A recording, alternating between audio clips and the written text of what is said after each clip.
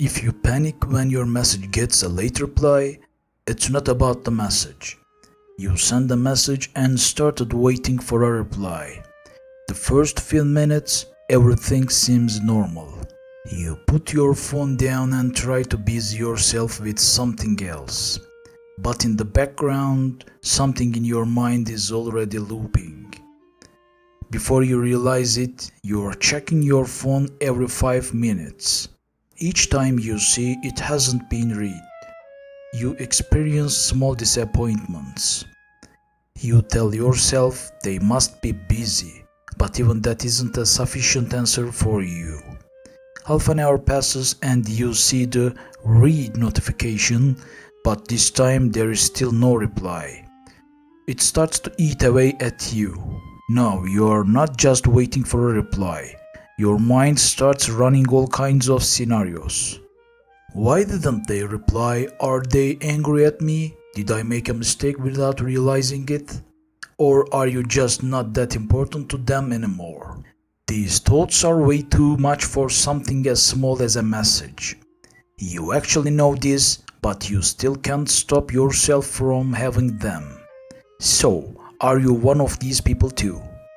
Someone who spends hours lost in thought over a late reply, for whom a small change in someone's voice or behavior creates a restlessness that won't go away. Someone who knows the tension that comes from wanting to ask the other person whether everything is okay but not being able to.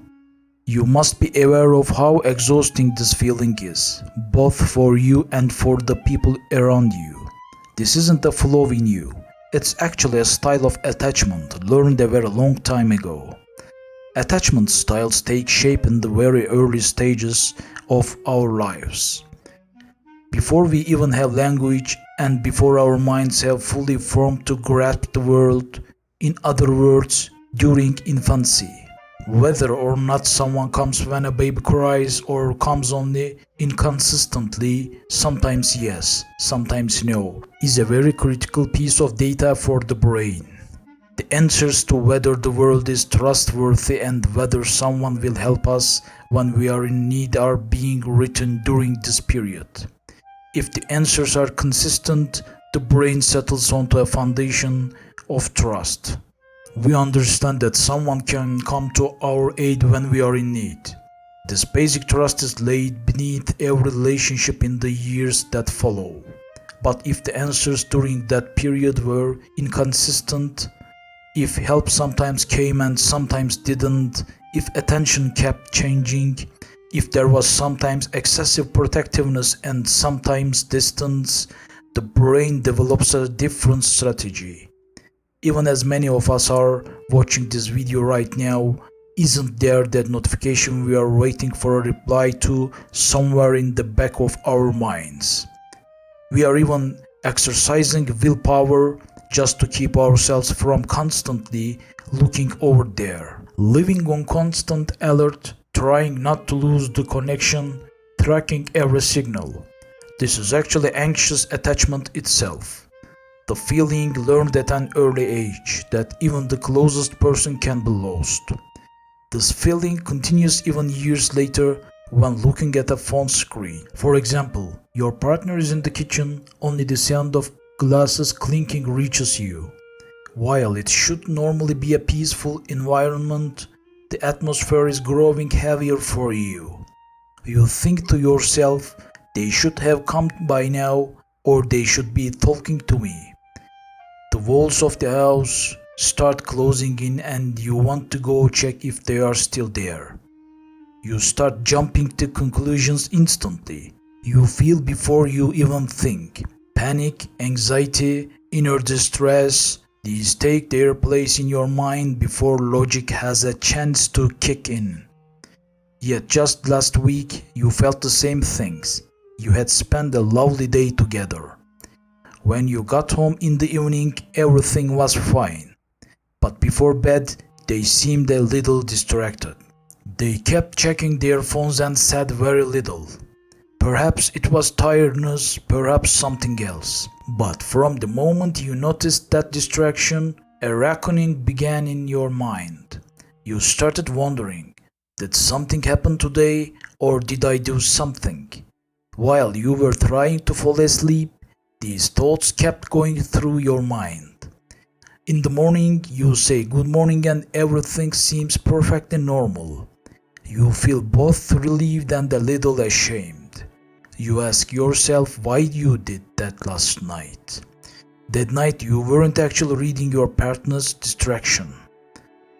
That sense of loss from long ago was ignited inside you, and your body reacted to this as if it were a real threat.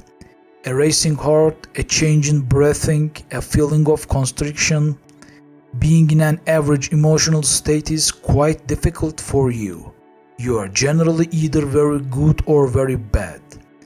These are almost no gray areas. Your brain thinks in black and white about everything. Either you are safe or you are not. You are some standard behavior seen in people with anxious attachment.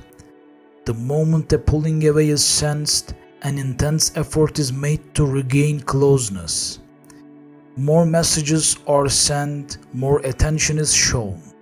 More approval is awaited about whether everything is okay. Even it's genuine, it's driven more by fear than love. The ironic part is that these kinds of behaviors trigger more of exactly what we are trying to avoid. The other person may feel overwhelmed and pull back. This pulling back then feeds the anxiety even more. The cycle feeds itself more and more with each turn. This is actually a very good example of a self-fulfilling prophecy. So, why do you feel this fear so vividly even though you haven't experienced a serious abandonment in your adult life? This fear doesn't feed on memories. It feeds on something your body remembers. A memory is the recollection of an event. It's a feeling that lives in your body. If that feeling settled into your body very early on, thinking rationally that nothing is wrong doesn't explain anything, because that feeling was there even when there were no words. Words don't reach there so easily. People with anxious attachment tend to be more empathetic, sensitive, and intuitive. It's a fact that they are more skilled than other people at reading others' emotions.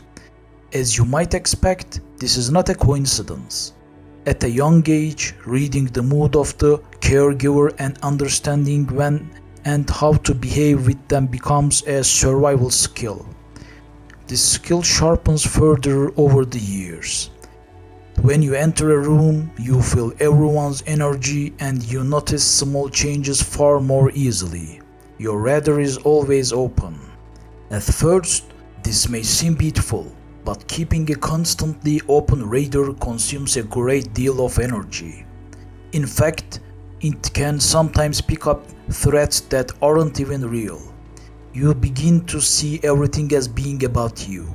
Someone seems distracted, you take it personally. Someone replies late, you take it personally. This is a common belief seen in people with fear of abandonment. If they truly knew me, they would not love me and would leave. Even if a person doesn't think this is an exactly these words in their head, they show it through their behavior. Trying to appear good, being very accommodating, not causing problems, all of these support this. But if you don't show the real you, how can they love the real you? Meaning, you're actually lamenting that they don't love the qualities you yourself are hiding. Even if there's a volcano inside you, you'll strive to appear like a calm lake on the outside. This is less about being accommodating and more like a silent deal. I won't cause trouble and you won't leave. Sometimes that volcano can erupt even from a single late message. The person across from you only sees your anger in that moment. But what's actually there is a silent cry that has been accumulating for a long time. So, we have talked about all of this, but is there a way to change it? Of course there is. Everything begins first with awareness. Just thinking I shouldn't do this is of course not enough, because most of the time we do this involuntarily. We should only ask yourselves whenever we become aware of it whether this is truly rational. As we become more aware, we will see that this feeling also loses its effect.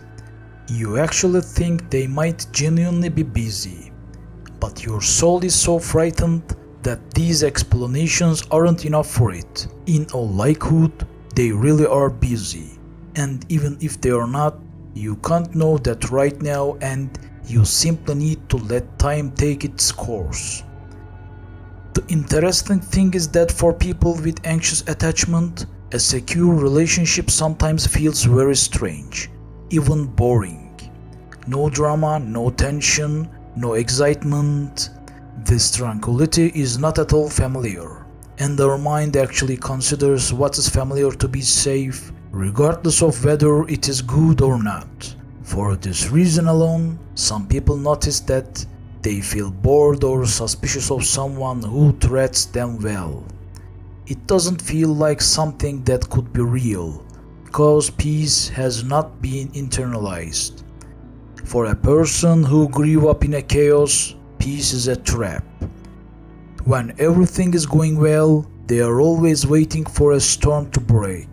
Learning that silence is not a threat or that a late message is not the end feels at first like trying to speak a foreign language from scratch. Your tongue will stumble, you won't believe it, you will want to take a refuge in the safe harbor of your old habits.